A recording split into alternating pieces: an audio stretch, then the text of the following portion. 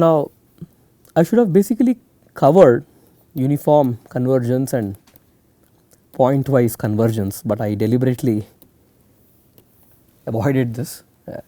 But if you go through analysis lectures, basically you will start with sequences and then you will start with what pointwise convergence is, and that leading into uniform convergence and implications and so on. But here we will just stress upon only certain ideas from analysis which are useful for us to discuss the convergence aspects of Fourier series. Okay.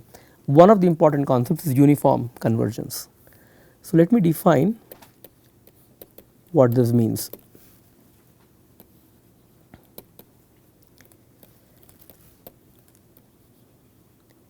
Given a sequence of functions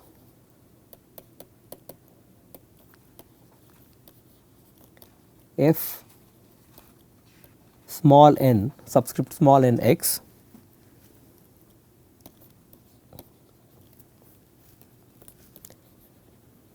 for a given tolerance epsilon greater than 0, some positive tolerance, there exists capital N such that absolute value of f n of x minus f of x is less than epsilon for every x and all small n greater than or equal to capital N, and this is basically what uniform convergence is. So, I give you some function, I give you a tolerance epsilon, I give you some number capital N, it could be a million, it could be a billion, some number. Then I take f of x Fourier series expansion, I take f n of x truncated to n partial sum, and this is within epsilon for every value of x and all small n greater than or equal to capital N, right. That means if I take the sum, it basically is bounded. This is what I mean. This is what I mean here. And if the tolerance depends upon the point, then it is pointwise convergence. So, uniform is a more sort of a more general statement, right. So, you can think about epsilon which I can give you a tolerance, and the tolerance if it is dependent upon the point, that means if you evaluate the function and you look at the approximation, the tolerance if it depends upon the point, that means some point x naught I give you some tolerance epsilon which depends on x naught, for some other it is epsilon depending on x1, so on and so forth, then it is for a very specific set of points. Here it is not dependent on any point, I give you some tolerance for all points x, this is bounded within epsilon, okay. The absolute value is bounded within epsilon. So, there is another definition which I will state. A function is piecewise smooth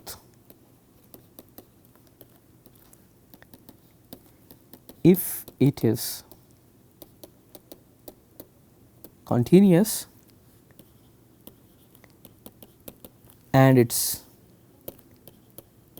derivative is defined everywhere except, important, except possibly at a discrete set of points. An example of this is the sawtooth waveform, okay.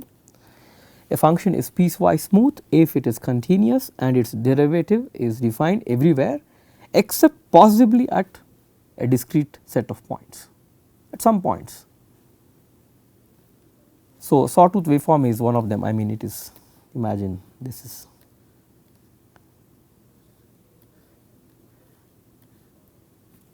a sawtooth waveform. Now, there is a result. So, what does it mean? The smoothness property is very important, because if it is, it depends upon the number of derivatives. If it is nth order smooth, let us take the function f of x equals x. First derivative is a constant, exists. Second derivative is 0, it is vanishing. Take f of x equals x square.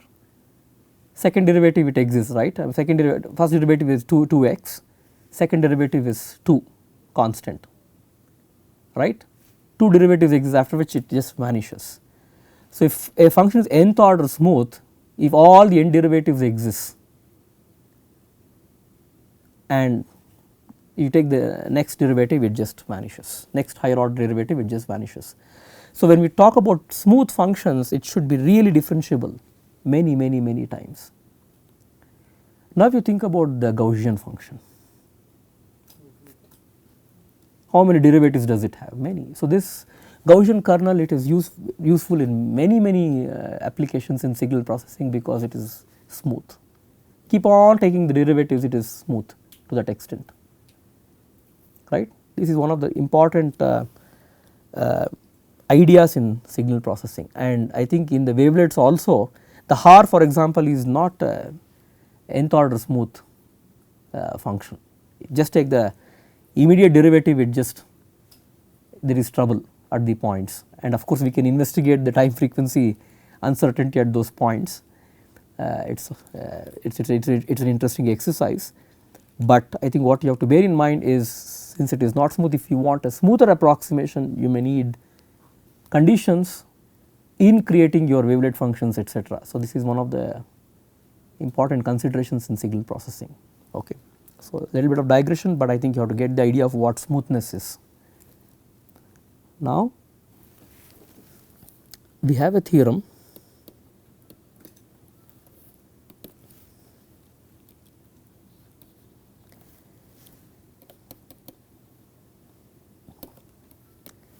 the Fourier series of a piecewise smooth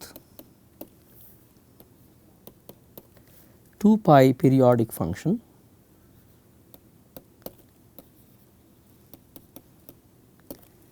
converges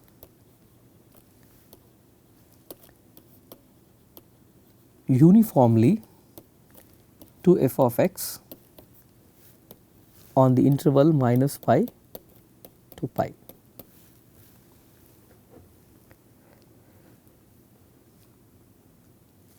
I mean, f of x equals x is not smooth everywhere, right. I mean, it is exhibiting discontinuities when you try to periodically extend it. This Gibbs phenomenon, we saw that.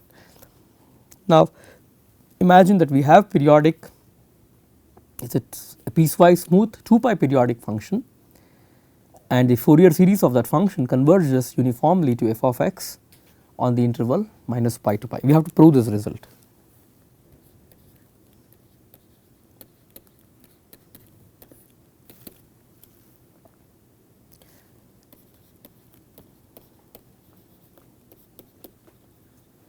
So, we shall prove this theorem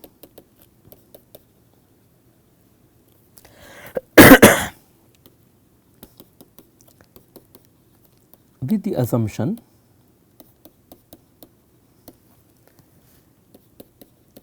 that f is everywhere twice differentiable. We will see the condition why this twice differentiability needs to be satisfied. Okay.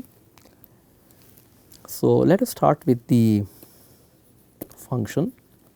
Let f of x be summation over n a n cos n x plus b n sin n x. Now, I take a derivative 2 times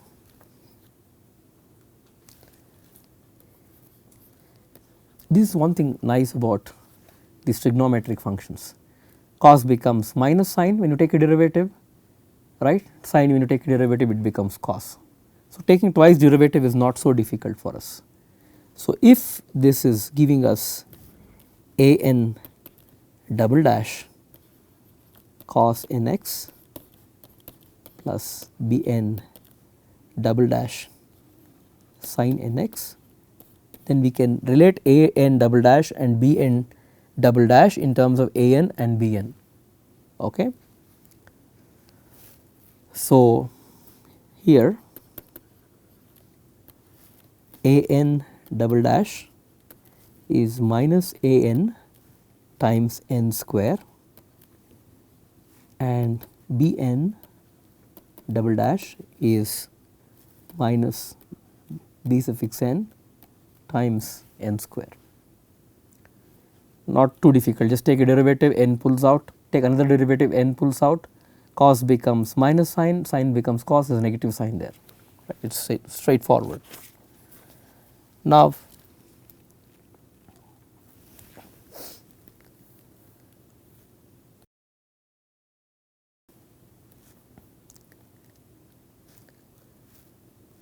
consider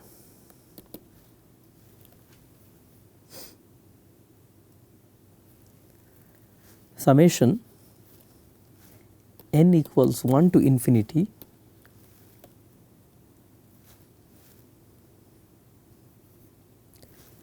absolute value of a n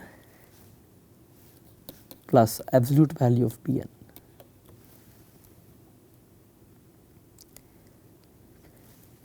Now, this is equal to summation n equals 1 to infinity absolute value of a n double dash upon n square plus absolute value of b n double dash upon n square, right, because we have the link between a n and b n. Now, if f 2 dash is continuous, then a double dash and b double dash stay bounded by a quantity, let us say this is some m. So, therefore,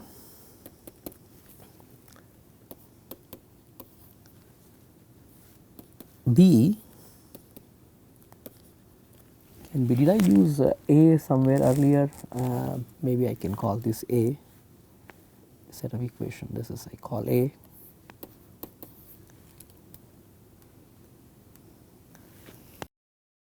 B can be written or simplified as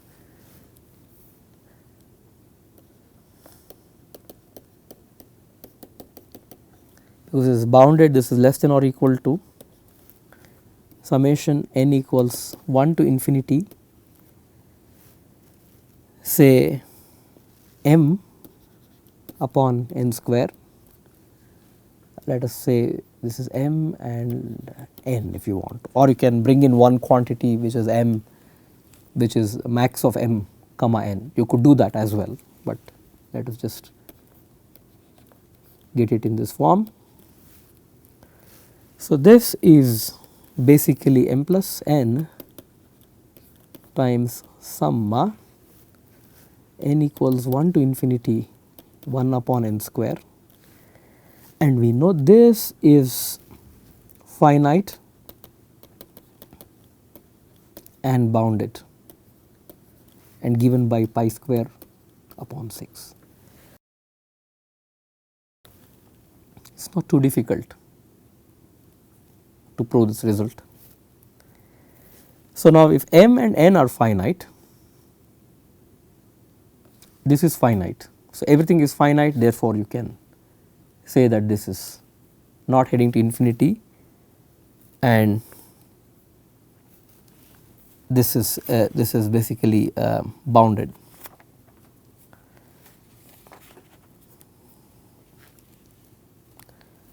Okay. So, is this clear? Now, to ensure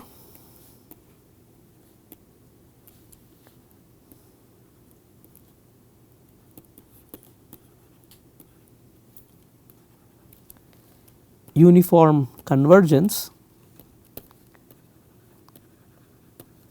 we need another result, and we will prove that in a lemma. Okay. So, this is one part of it. If you look at the statement of this theorem, this says it converges uniformly to f of x, piecewise smooth. So, first we said is we want to start with the assumption it is twice differentiable, and if it is twice differentiable, we said if this function is continuous, if f2 dash is continuous, then their coefficients are bounded by some quantities m and n, and then we replace that bound through an inequality. We say that the sum of the absolute value of the coefficients is bounded. That is what we have established. That means it is finite, it is strictly less than infinity.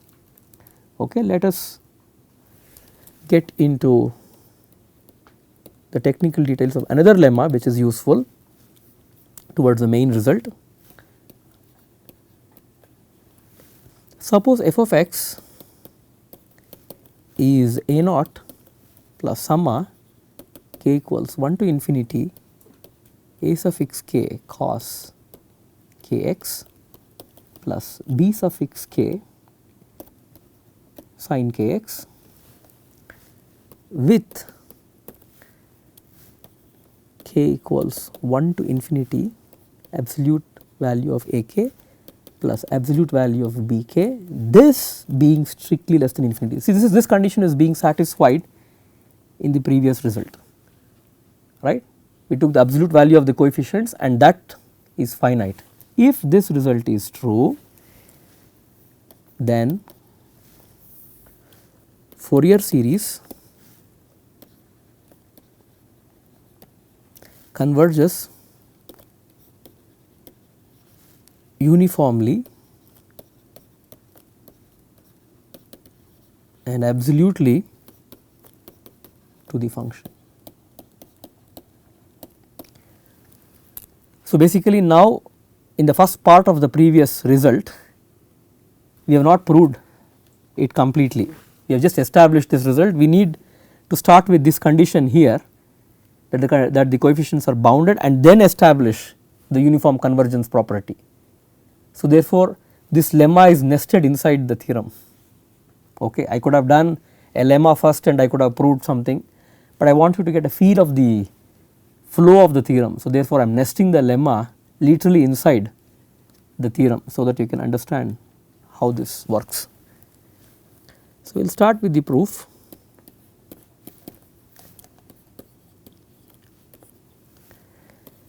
Let us start with our familiar inequality, which is the triangular inequality. You take absolute value of a k cos k x plus b k sin k x.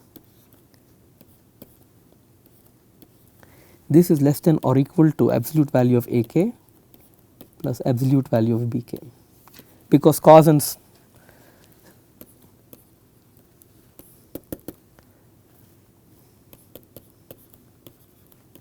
and sin, the absolute value of these functions is less than or equal to 1. Okay. This is the first thing that you would do. Now, let s suffix n of x be a naught plus summa k equals 1 to capital N a suffix k cos k x plus b suffix k sin k x. Let us look at this partial sum.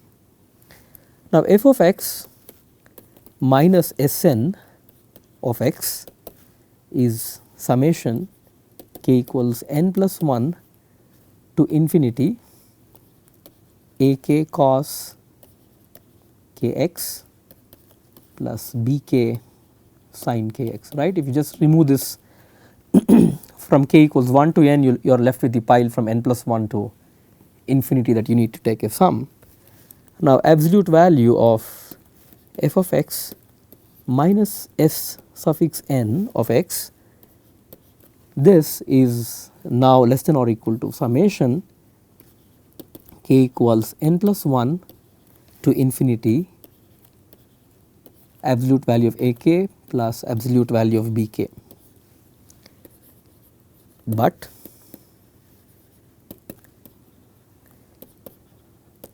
with our twice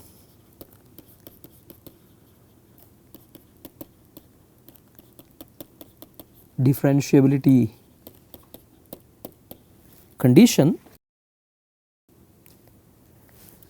summation k equals n plus 1 to infinity mod ak plus mod bk is less than infinity, right.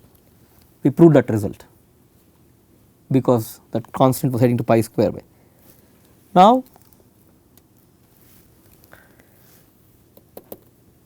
this is easy for us. So for a given epsilon greater than 0, there exists some capital N naught which is greater than 0, so that for n greater than n naught, this implies summation n plus 1 to infinity k equals n plus 1 to infinity absolute value of ak plus absolute value of bk, this is less than epsilon irrespective of x. This is very, very important. Irrespective of x, this is strictly less than epsilon, because you could choose your m and n and all these things carefully. So this establishes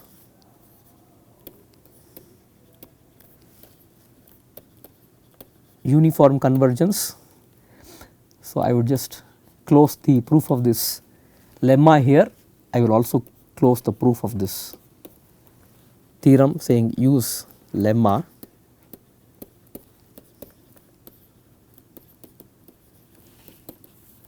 to conclude the theorem.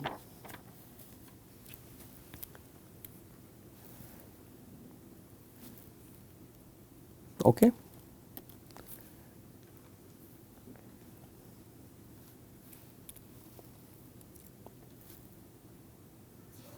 So this is a very important result. I think it is a significant theorem. It starts here, the theorem starts here and it ends after the lemma is proved and then as a consequence of the proof of the lemma. So the Fourier series of a piecewise smooth 2 pi periodic function converges uniformly to f of x on the interval minus pi to plus pi.